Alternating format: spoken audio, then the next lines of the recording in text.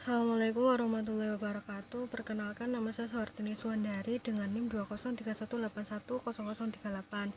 Di sini saya akan mereview terkait materi pendidikan kewarganegaraan yang telah dijelaskan melalui presentasi oleh beberapa kelompok pada tanggal 28 Desember 2021.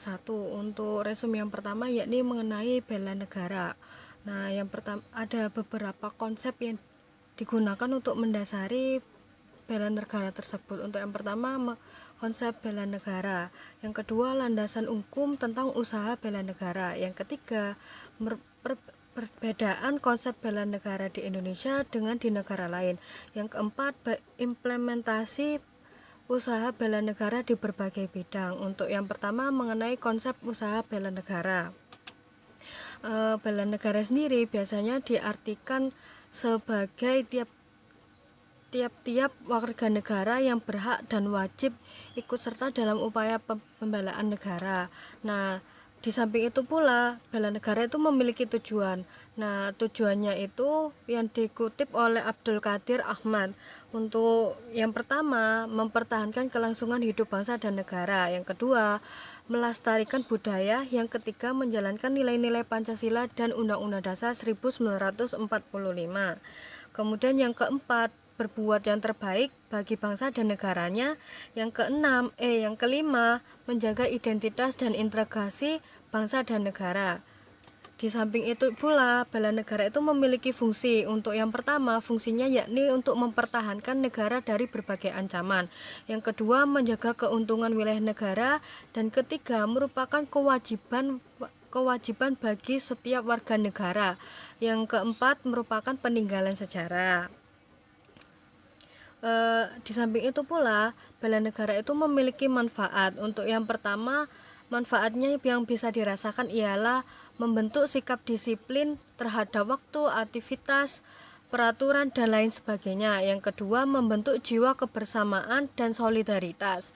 Yang ketiga, akan membentuk mental dan fisik dari setiap warga negara. Kemudian yang terakhir, akan membentuk perilaku yang jujur, tegas, dan berani. Nah, ada pula landasan hukum yang mendasari usaha bela negara. Untuk landasan hukum yang pertama yakni terkait Pancasila, merupakan landasan ideal. Lalu yang kedua, landasan konstitusional yang didasarkan pada Undang-Undang 1945.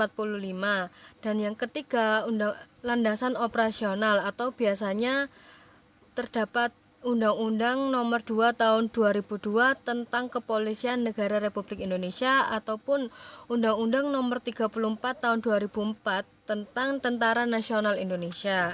Nah, konsep bela negara itu dapat diartikan sebagai non-fisik dan fisik. Untuk yang secara fisik itu dapat diartikan sebagai usaha pertahanan dalam menghadapi serangan fisik ataupun agresi dari pihak yang mengancam keberadaan negara. Kalau yang secara non-fisik itu dapat diartikan sebagai upaya atau serta peran aktif dalam memajukan bangsa dan negara, baik melalui pendidikan, moral, sosial, budaya, dan lain sebagainya. Nah, yang terakhir mengenai implementasi usaha bela negara di berbagai bidang. Untuk yang pertama ada di ideologi, politik dan hukum, ekonomi dan sosial budaya. Kemudian untuk materi yang kedua terkait untuk resume yang kedua yakni tentang materi hubungan internasional dan peran Indonesia dalam perdamaian dunia. Terdapat 3 konten, yakni yang pertama mengenai makna hubungan internasional, yang kedua tentang pentingnya hubungan internasional, dan yang ketiga mengenai politik luar negeri. Nah, untuk yang pertama, hubungan internasional ini dapat diartikan sebagai hubungan yang bersifat global yang meliputi semua hubungan yang terjadi dengan melampaui batas-batas kenegaraan. Nah, di samping itu juga hubungan internasional bagi Indonesia itu memiliki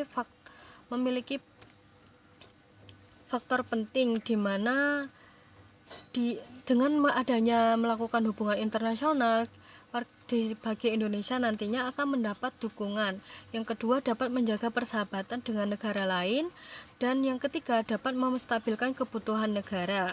Lalu ada juga nih faktor yang mendasari kenapa sih hubungan internasional itu penting. Yang pertama terkait faktor internal terlebih dahulu. Dari faktor internal ini kita tahu bahwa di setiap negara itu memiliki kekhawatiran akan kelangsungan hidup suatu negara. Oleh karena itu diperlukannya hubungan internasional yang nantinya akan menjamin kelangsungan hidup suatu negara. Nah, ada pula nih faktor eksternal yang mendasarinya, yaitu bahwa suatu negara itu tidak dapat berdiri sendiri tanpa adanya negara lain. Oleh karena itu diperlukannya hubungan internasional. Nah, hubungan internasional ini nantinya akan digunakan untuk memenuhi kebutuhan hidup dari suatu bangsa, mungkin bisa melakukan impor atau ekspor. Lalu yang ketiga, ada tiga konsep yang mendasari hubungan internasional itu terjadi. Yang pertama mengenai politik luar negeri, yang kedua hubungan luar negeri, yang ketiga terkait politik internasional. Nah, untuk politik luar negeri di Indonesia sendiri itu dapat diartikan sebagai strategi, cara, atau kebijakan yang digunakan oleh suatu negara untuk mengadakan hubungan dengan negara lain dengan tujuan kepentingan nasional. Nah, ada pula nih landasan politik luar negeri Indonesia. Yang pertama, bebas dan aktif.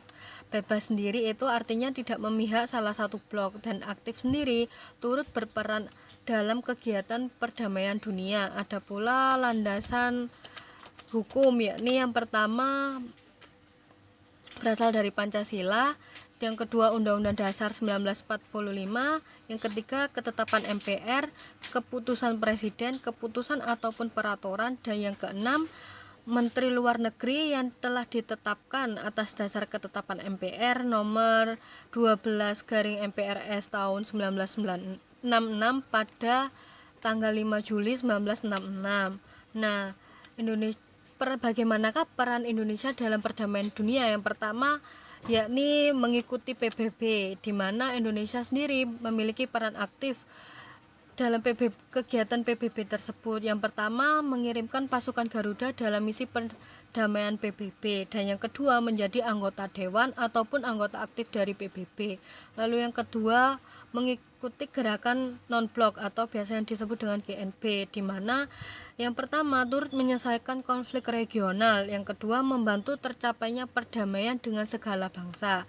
Lalu yang terakhir kontribusi Indonesia di dalam ASEAN. Yang pertama selalu aktif berpartisipasi pada setiap penyelenggaraan konferensi tingkat tinggi, baik untuk masalah ekonomi dan lain sebagainya.